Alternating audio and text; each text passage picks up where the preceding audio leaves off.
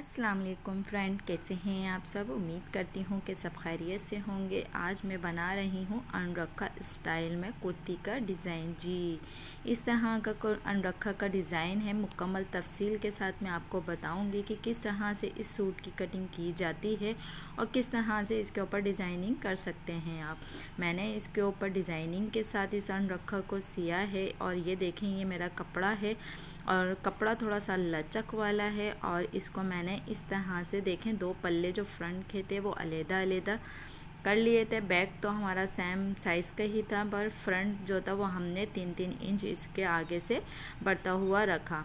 और रखने के बाद इस तरीके से ये देखें, ये आगे से मैंने इसकी कटिंग नहीं की। मैं इसको गला ऐसे ही आपको प्रेस करके फोल्ड करके दिखा रही हूँ कि आप इस आसान तरीके से भी कटिंग कर सकते हैं।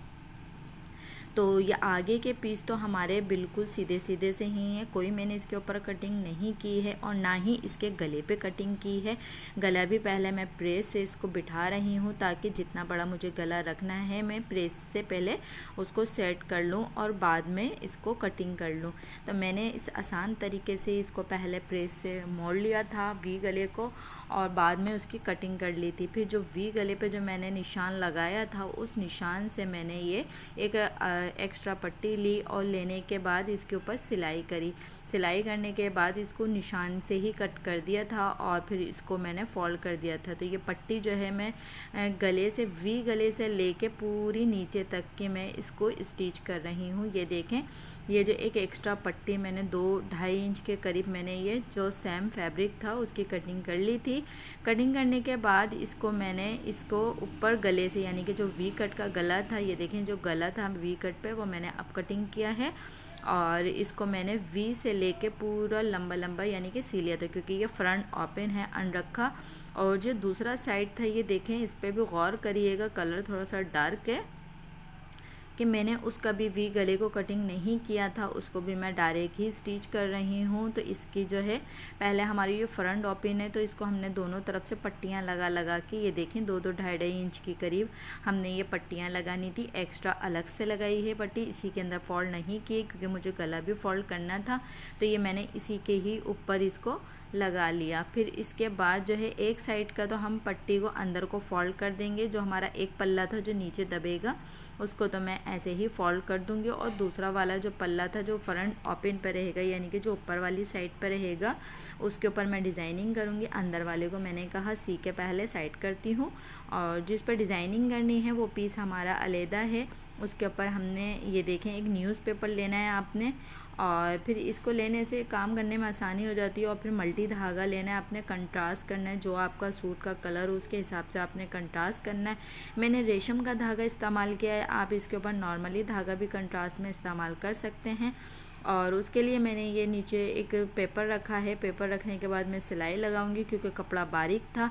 अगर मैं डायरेक्ट की सिलाई लगाती तो झोल पड़ सकता था उसके अंदर और टाँका भी टूट सकता था। फिर ये मैंने मल्टी धागे से इसके ऊपर सिलाइयाँ लगाई। ये देखिए मल्टी कलर का मेरा धागा था और रेशम का बहुत प्यारा सा ये धागा था। हमारी गिट्टी जो थी वो मल्टी कलर में थी और फिर उसके बाद मैंने ये गिट्टी ऊपर लगाई और नीचे पेपर बिछाया और फिर उसके बाद मैंने ये बड़े तरीके से फिनिशिंग के साथ, और ये गौर करिएगा आप, जो मैंने एक्स्ट्रा पट्टी लगाई थी वो मैंने फ़ोल्ड नहीं की है अभी। पहले एक पल्ले की फ़ोल्ड करके मैंने साइड कर दी थी और जो दूसरा वाला जिस पर डिज़ाइनिंग कर रही हूँ जो ऊपर की साइड पर रहेगा उसकी मैंने जो 2.5 इंच की पट्टी थी वो मैंने अभी फ़ोल्ड नहीं की है, क्योंकि जो मैं ये सिलाइयाँ लगा रही हूँ और इसका जो भी कचरा या निशानात जो नीचे से जो दिखती हैं सिलाइयाँ वगैरह वो सारी नीचे दब जाएंगी जब मैं इसका पल्ला फ़ोल्ड करूँगी 2.5 इंच के करीब। तो इसलिए मैंने इसका जो है ये फ़ोल्ड नहीं किया था, पहले मैंने डिज़ाइनिंग की इसके ऊपर। तो इस तरह से ये मैंने सीधी सीधी करके पहले इसके ऊपर किनारी से सिलाई लगाई। ये देखें ये किनारी से मैंने सिलाई लगाई। अब इसके बाद ये मेरे पास पिंक कलर की लेस थी, थोड़ा सा डार्क पिंक कलर था और रेड भी कह सकते हैं इसके ऊपर। ये प्लेन तो कपड़ा था हमारा, मैंने इसके ऊपर कंट्रास्ट करा। जो मेरे पास मल्टी जिस कलर के धागों से मैं इसके ऊपर स्टिच कर रही थी तो वो रंग बिरंगी था, उसके अंदर रेड कलर भी आ रहा था। फिर मैंने इसका लेस का हिसाब लिया क्योंकि सेंटर में मैं लेस लगाऊंगी। साइडों पर मैंने इसकी सिलाई की है रंगीन धागों से, बड़ी खूबसूरत ये सिलाई लग रही थी। आप भी कभी बनाएं तो इस तरीके से रंगीन धागा ले लें, यानी कि एक ही गिट्टी में मल्टी शेड होते हैं, वो इस तरह का ये मल्टी शेड थे और मैंने इसे स्टिच किया और इसको खुद ही डिज़ाइन किया मैंने और इसके अंदर खुद ही आइडिया लगाया और इसको इस तरह से मैंने डिज़ाइन करके बनाया। तो ये बहुत ही खूबसूरत से ये हमारा डिज़ाइन लग रहा था। तो हम घर में चाहें तो बहुत अच्छे अच्छे करके डिज़ाइनिंग बना सकते हैं और घर में सी सकते हैं, बस थोड़ा सा दिमाग का इस्तेमाल करना होता है और घर की बची हुई चीज़ों को भी आप इसके अंदर यूज़ कर सकते हैं। तो इस तरह की ये लेस थी, बहुत ही खूबसूरत सी हमारी लेस थी और इस लेस को मैंने इसके ऊपर इस्तेमाल किया है। दोनों साइडों पर मैंने मल्टी शेड वाले धागे से सिलाइयाँ लगाई थी, 3-3 या आपको जितनी अच्छी लगें करीब करीब करके आपने सिलाइयाँ लगानी हैं।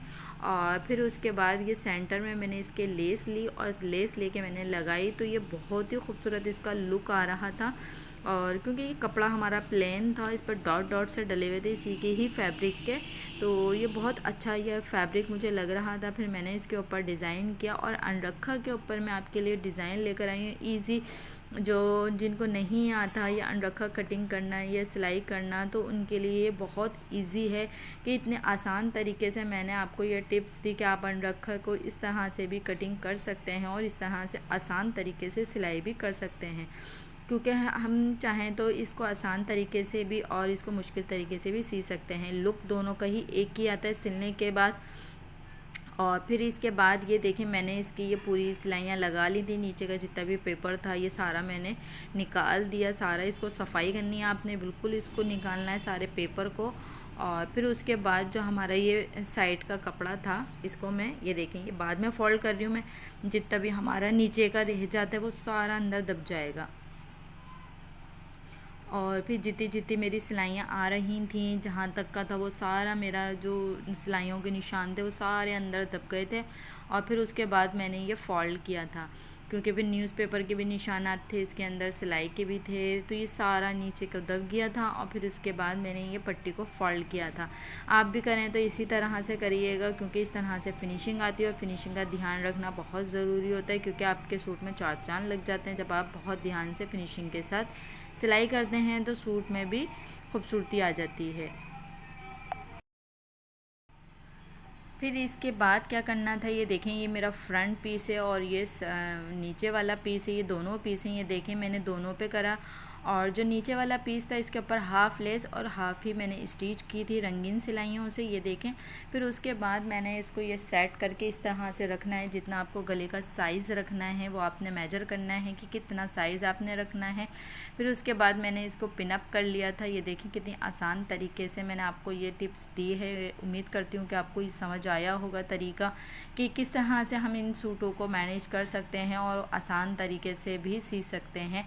तो इससे आसान तरीका तो कोई हो ही नहीं सकता जितना आसान तरीका मैंने आपको बताया है। तो जो लोग सीना जानते हैं घर बैठ के, तो वो बहुत आसान तरीके से समझ सकते हैं और सिलाई कर सकते हैं। तो इस तरह से ये मैंने गला बनाया। मुझे 7 इंच पे गला रखना था, तो मैंने 7 इंच पे रखा। हल्की हल्की सी ऊपर से सिलाई में भी जाएगा, तो ये हमारा 6.5 इंच का ये गला हमारा रह जाएगा। और फिर इसके बाद देखें ये मैंने पूरा फ्रंट और इसका गला रेडी करा है। उसके बाद मैंने इसकी साइड की कटिंग की थी। ये भी बहुत आसान टिप्स होती है, तो आपके जो है कटिंग में भी 19-20 फ़र्क नहीं आता। अगर आपने इस तरह का ड्रेस बनाना है तो पहले आपने उसका फ्रंट तैयार करना है, क्योंकि ये अनरखा जो था ये मेरा फ्रंट ओपन था, इसको मैंने बंद नहीं रखा था, सिर्फ स्टाइल ही नहीं दिया था, नीचे से हल्का सा खोला भी था मैंने इसको। फिर इसको आपने इस तरह से स्टिच करना है और फिर बाद में मैंने इसको कटिंग कर लिया था, मुकम्मल इसकी कटिंग करी थी। और इस तरह से ये मैंने इसको सेट करा। फिर नीचे का जितना आपने खोलना है अंदाजे से आप अपना खोल सकते हैं, क्योंकि ऊँची शेड है या लॉन्ग शेड है उस हिसाब से आपने नीचे से इसका खोलना होता है कि कहाँ तक का आपने इसको खोलना है। फिर इसके बाद मैंने इसके 2 ही सिलाइयाँ लगा दी थी, यानी कि एक लपकी सिलाई लगाई, फिर उसके बाद जो दूसरी चौड़ी सिलाई थी वो भी मैंने इसके साथ साथ ही लगा दी थी।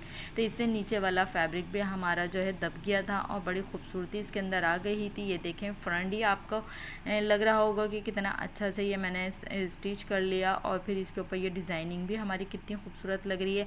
फिर ये फ्रंट और बैक को मैंने रखा और रखने के बाद इसको मैंने अच्छे से कटिंग कर ली थी। कटिंग होने के बाद इसका लुक देखें इतना अच्छा आ रहा है और ये एक ही दफ़ा में देखना गला भी बिल्कुल अच्छा बैठेगा और इसका जो है सारी चीज़ें बिल्कुल सेट रहेंगी, कोई भी चीज़ आपकी 19-20 नहीं होगी। इस तरह से अगर आप कटिंग करते हैं या मेरी तरीके से स्टिच करते हैं तो कभी भी आपकी चीज़ ख़राब नहीं होगी, क्योंकि मैं बहुत आसान तरीके से बताती हूँ ताकि आपको समझ में आ सके और आप घर बैठे इसको स्टिच कर सकें।